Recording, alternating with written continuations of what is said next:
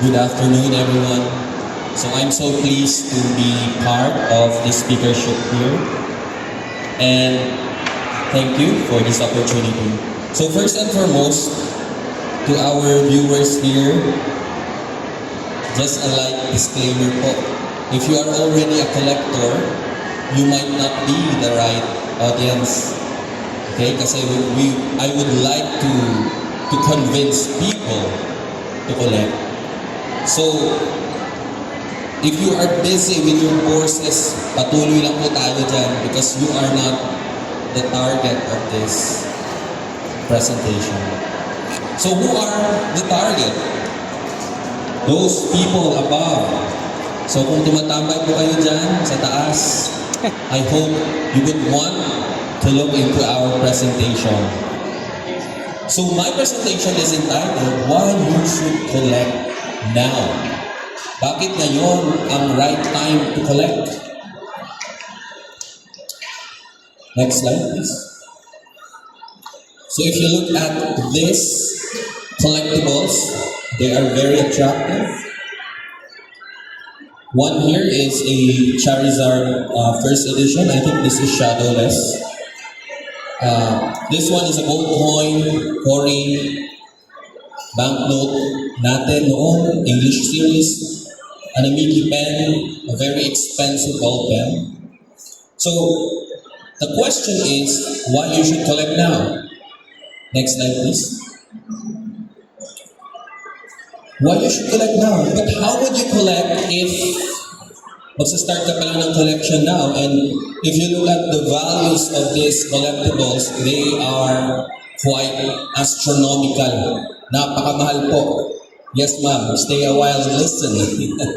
So, if you look at this, $60,000 for this Pokemon card, $280,000 for the gold coin. And you might be asking, how will I collect kung napakamahal pala, sir, ng simula? Actually, that is the wrong question. Don't ask that kind of question. Your question should be, when should I start collecting? Kailan ako magsisimula mag-collect? And the answer is obviously now. If you are not yet collecting, doon sa mga audience dyan sa taas ay, now might be the right time to collect. And if now is the right time to collect, itatanong nyo naman sa akin, ano naman yung i-collect ko? What item should I be collecting? And the answer there is, collect whatever you like.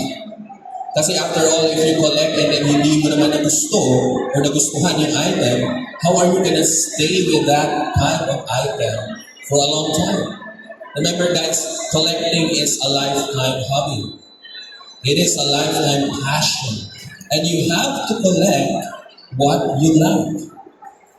Collect what you like. And you should start now. Now, I will show you why there is an urgency if we somehow travel back in time. Next slide, please. So, tingnan mo natin a long time ago, the Charizard that I had just flashed to you that is worth $60,000 is only worth 100. That was way back 1999. $100 lang po yung Charizard. Ngayon, 60,000 na. Can you imagine? 30 years and it's like 30,000 plus whatever percent. So that's the power of starting early. But for those who have not yet started collecting, what are you gonna feel? Huli na ako. Too late to start collecting because it's 1999. I did not start in 1999. But that's not the point. That's not the point. Okay, next slide, please. Look at this gold Cory. It says here 10,000 pesos. And this is actually sold in the central bank for close to its face value. 11 to 12,000 pesos lang po ito noong 90s. Sabi nga ni Cory, kung alam lang nila, face value lang ako. Mura lang yan. Ngayon, You can't buy 300,000 for this one. Okay? Next slide, please. So we have here pen, we have here banknotes na binibenta lang mo ng 500. Right now, it's 8,000 pesos. So ano po ang gagawin natin? For those who have not yet collected or hindi sila nag-catch ng collector's bug, ano gagawin natin? Should we invent a time machine and go back in time para maka-jackpot naman tayo? Sana no, kung may time machine lang, babalikan ko talaga ito. Pokemon talaga ang uunahan ko. But reality, wala po tayong time machine. Pero look at these people, to those there sa taas, look at these people. Hindi ko po pinagmamayaman po. But these people here, some of them are already making it big in life.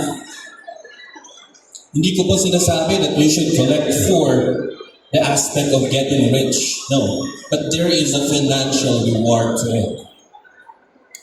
There is.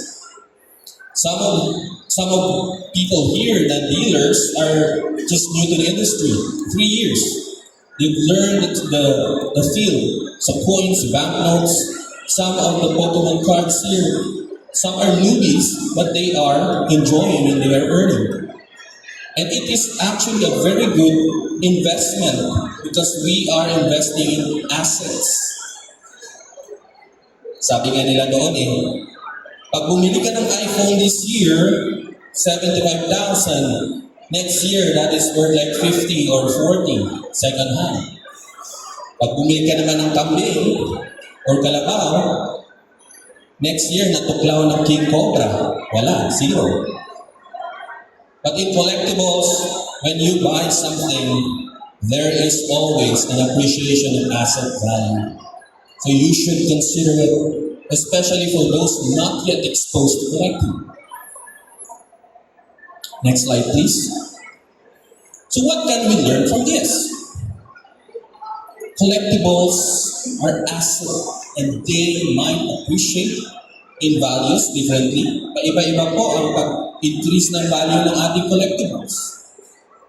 Yung iba, bumili ng coin na Rizal 1972, thinking it could give them 1 million pesos, bibigyan ni whoever that Ptolemy here, Ptolemy there. Ang ending, scam ka lang. But the thing is, collectibles are assets that may have different changes or appreciations in value, pero they are increasing in value nonetheless. You get the point? Nagtataas talaga ng value ng collectibles. Yung iba, mabilis. Yung iba, mabagal. But in general, these are asset classes that will give you financial rewards. Next slide. So why? Okay, after all the finances and everything, why would you collect? So one benefit of collecting is actually it sharpens your mind. If you collect something in a certain field you want to pursue, anong gagawin natin? We would research.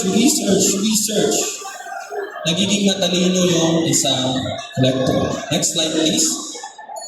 Another obvious benefit is that we are enjoying. The hobby itself, it gives you the enjoyment. Next slide. And of course, one of the benefits na hindi nakikita ng iba for those audiences there in second floor, third floor, this is something that you should consider. Na-open po yung ating network to people of varying social status. So hindi porket ganito ka lang, you cannot collect, no? Other social stratum in the society ay pwedeng mag-collect. Mayaman, mahirap, estudyante, may trabaho, young professionals, businessmen, everything. We are in this as one, like a family, like a community. So it is a social equalizer. And ang kagandahan din dito, you will be exposed to far more than collecting or the items itself. Isipin mo, sabihin natin, ma-expose tayo sa isang businessman that could give you some good deals in life other than collecting.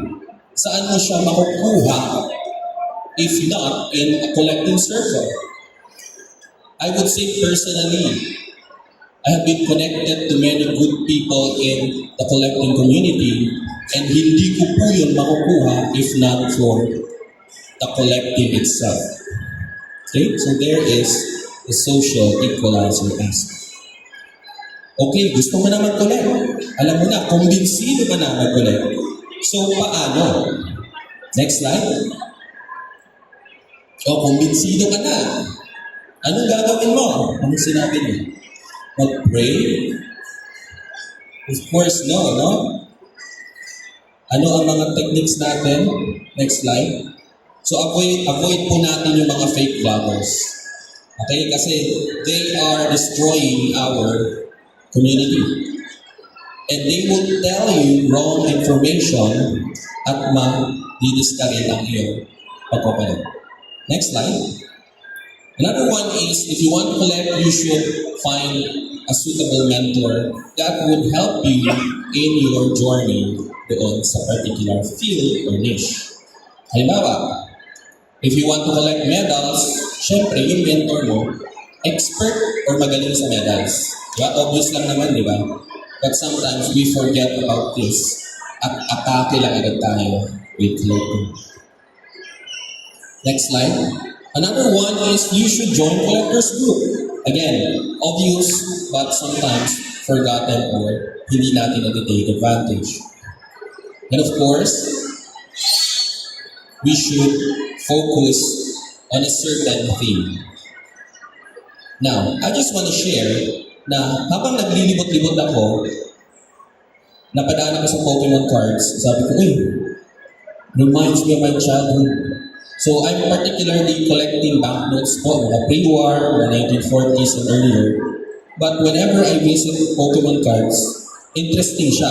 So, nawawala ako sa focus, but for me, kasi focus na ako sa banknotes, medyo tumagal na ako sa banknotes, it's okay to diversify sometimes. No? It won't hurt if it gives you that fresh perspective or fresh high from collecting. Diba yun naman hinahanap natin as collectors? Meron kang gustong bilhin, tapos pag nakuha mo na, ay, sarap sa gilid. That's it. So aside from focusing, next slide, you should also enjoy what you are doing. So what is collecting kung hindi ka naman nag-enjoy? Right? So next slide.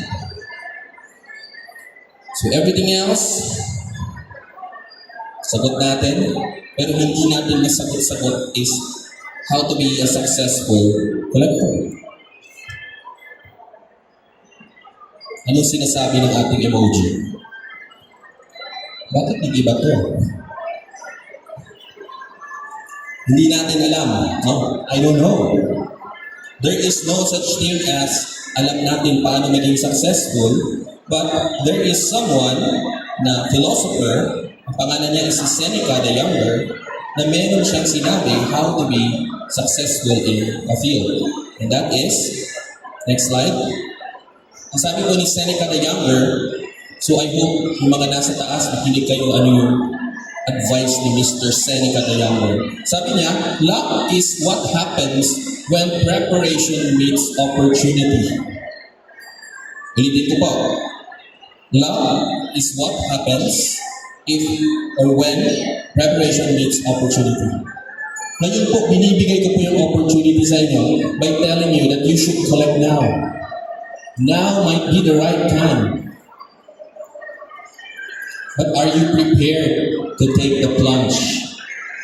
Are you prepared?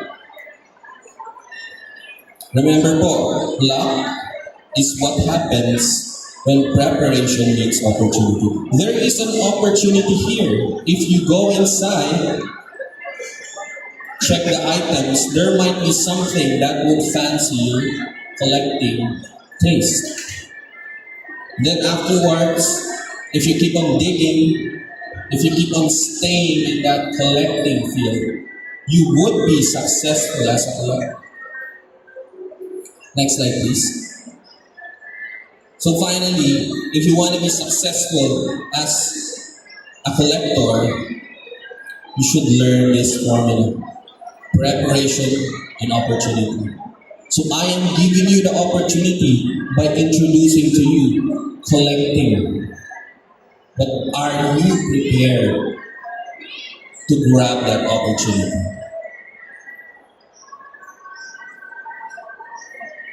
Are you prepared?